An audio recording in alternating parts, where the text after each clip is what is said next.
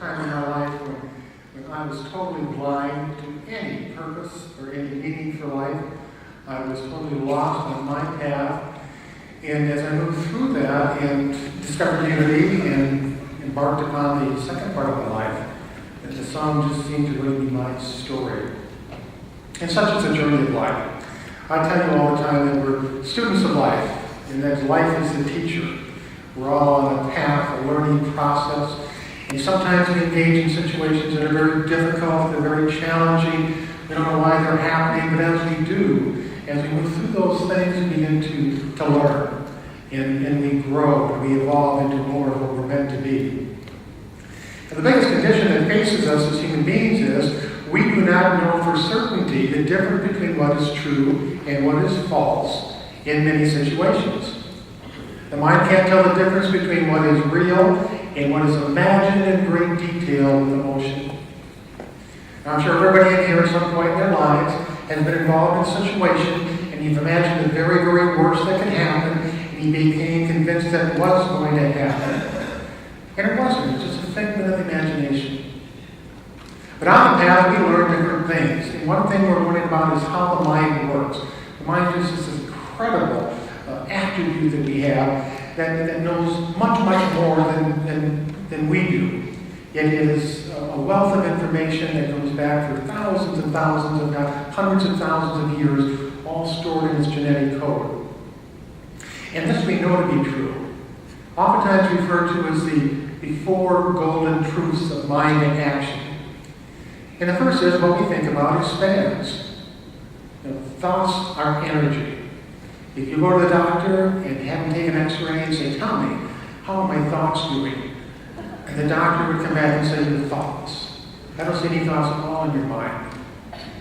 But they're there. It's energy. And when we think, we actually engage more energy into the stream of thought that we're utilizing. So what we think about expands. It becomes more of a dominant attitude in our mind.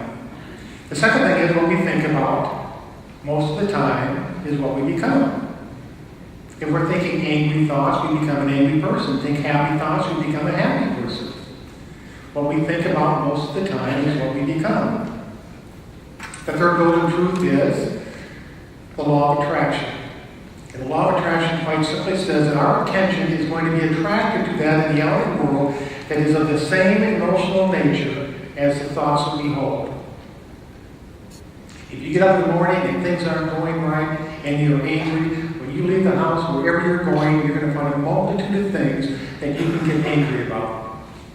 If you get up in the morning, you're in a good mood and you're in a peaceful state, wherever you're going, your mind is going to be attracted to things that instill a greater sense of peace within you.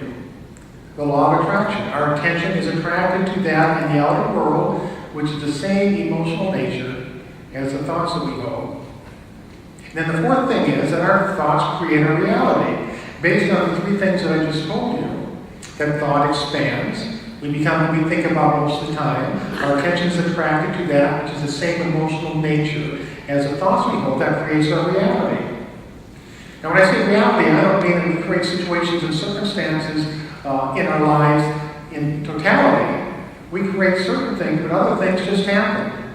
I mean, accidents happen, mistakes happen. A lot of things that we don't plan on. But it's not the emotional experience that comes forth from those events. The emotional experiences and how we react to them. This is happening in my life.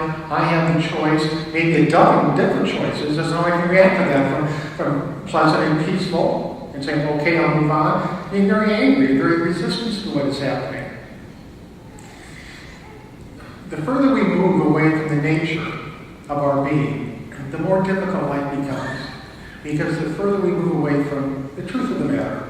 And that's what we're all trying to discover in the spiritual path. When we closely observe nature, we observe the other species, we can oftentimes see similarities between other species on the earth and ourselves in regards to the way that we maneuver through life. A good example of this is eagles that live in the canyons in Colorado. When the mother eagle is building its nest, it will only use a certain type of wood called ironstone. And she builds the nest high up on the ledges of the canyon wall, 200 feet in the air. Now, to find this ironwood, oftentimes she'll have to fly miles and miles in a single day just to find it. She uses ironwood for two different reasons. First of all, it's as strong as iron. But second of all, it has long, sharp thorns on it. And those long, sharp thorns lock together so the foundation of the nest is very sturdy. Once the nest is constructed, the mother goes out and finds leaves and grass and feathers and begins to pad the nest layer after layer after layer so that the eggs and the baby eagles will be protected. So she lays the eggs, the baby eagles are hatched, they begin to grow, and it isn't long before the mother eagle is faced with the dilemma. The nest is too small for the growing eagles, and she cannot keep up with feeding them. And many of you might identify with this if you have teenagers, and it becomes a constant source of frustration. Now instinctively or intuitively, the mother eagle knows that the baby eagles have to leave the nest if they're going to survive. And so she employs a very unique technique. She begins to pull out the stuffing at the bottom of the nest so that the sharp thorns come through and they begin to poke the baby eagles. But the baby eagles still refuse to leave. They've never known in the world anything else than the nest that they live in. So the mother eagle has to employ phase 2. And she'll sit on the edge of the nest and she'll spread her wing down to the baby eagles. And she'll put a little piece of food right up on the top of it. And when the baby eagles crawl up the wing, she gently pushes her way off the nest, and 200 feet in the air, she tips just slightly. And the baby eagle begins to fall. And as it falls, it gets scared, it begins to flap its little wings and flap its little wings and faster and faster and faster, until in that moment that baby eagle discovers its power of flight. And it begins a journey to become what it's meant to be. And the mother eagle knows intuitively that those baby eagles are going to make it.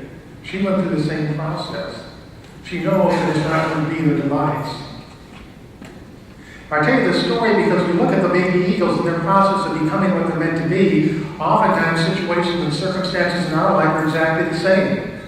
We find ourselves in a comfortable nest and everything is good and everything is happy, and then all of a sudden it becomes uncomfortable for one reason or another. But we're afraid to leave. We're afraid of the unknown. So we stay there. And just like the baby eagles whose needs weren't being met, they weren't getting enough food, and they began to suffer injury because of the place that they were staying in, our needs don't get met. We experience emotional injury, but still we stay there because we're afraid. We're afraid to move beyond a position that is miserable and uncomfortable because we don't think that we can manage to take whatever the unknown might present to us. Now, the greatest desire that each and every one of us has is for peace of mind. We can handle anything. If we maintain peace of mind, we can go through life and face the biggest challenges there are. But somehow, peace of mind escapes us. It's within us. It is there in abundance, but it escapes us. So the question is why? If it's not a life-threatening situation, if it's not a security situation for yourself or your loved ones, what is there to fear about this life? The last week we talked about the fact that with every emotional experience we have, there are 3 steps. We move in an event or an activity in the world, and our senses perceive what's going on around us. Then, we define that through the thoughts that we hold. Through the definition of what's taking place around us, we then determine how we feel about it. So it's perceive, think, feel. Perceive, think, feel. As I said last week, we do that every single moment of our lives. We're doing it right now. We're perceiving what's going on around us. We're thinking about what it means. We're determining how we feel about it.